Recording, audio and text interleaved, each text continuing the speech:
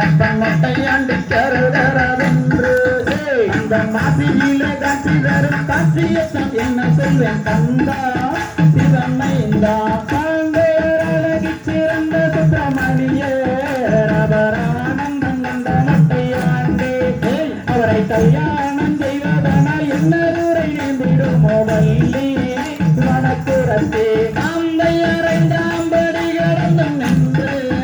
அந்த அருமனை கருதரவென்று